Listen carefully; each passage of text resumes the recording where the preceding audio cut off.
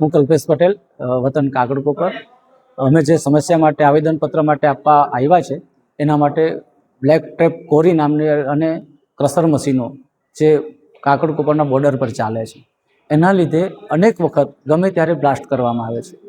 બ્લાસ્ટના લીધે અનેક ઘરોના પતરા, લગભગ જે કોરી આવી છે એ 50 કે 100 ફૂટના અંતર પર જ ઘરો આવ્યા છે, ફૂટના અંતર પર, અને એ ઘરોને વારંવાર નુકસાન થતું આવ્યું છે.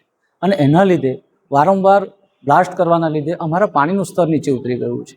એટલે કે જે અમે ખેતીમાં ઉપયોગ કરતા હતા બોરિંગનું પાણી, એ પાણી હવે માંડ પીવાના કામમાં આવે છે. અને આ વર્ષોથી એક સમસ્યા છે. અને વારંવાર અમે આદિવાસી વિસ્તાર છે, આદિવાસીના ઘરો છે, અમને ઘર છોડીને ભાગવા પડે છે, કેમ કે 6 વાગે અને બપોરે 1 વાગે બ્લાસ્ટ કરે છે. એ સંજોગોમાં અમે કઈ જગ્યાએ જાય?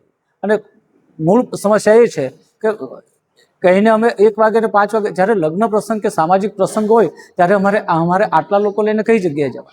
એ લોકો પ્લાસ્ટિકમાંથી ક્યારેય અટકતા નથી. એટલે આ દૂષણ લગભગ 3 ગામોની અંદર થાય છે, મોટા મોટા કાકડકોપર અને અંભેટી. આ 3 ગામના જે નજીકના ફળિયા લોકો છે એ લોકોને ખૂબ પારાવાર મુશ્કેલીઓ થઈ રહી છે. એ માટે આજે અમે કલેક્ટર સાહેબશ્રીને આવેદનપત્ર માટે આપવા આવ્યા છે. એ તો 15 વર્ષથી બ્લાસ્ટ કરવામાં આવે છે, પણ અત્યારે કેટલાક સમયથી લગભગ 2-3 વર્ષથી મોટા બ્લાસ્ટ, જેને વેંગણ બ્લાસ્ટ કરવામાં આવે છે, એ કરવામાં આવે છે, જેના લીધે 1 વાગે અને 5:30 વાગે ભૂકંપ જેવી સ્થિતિ સર્જાય છે. અને અમારા અનેક ઘરોની અંદર મોટી મોટી તિરાડો પડી ગઈ છે.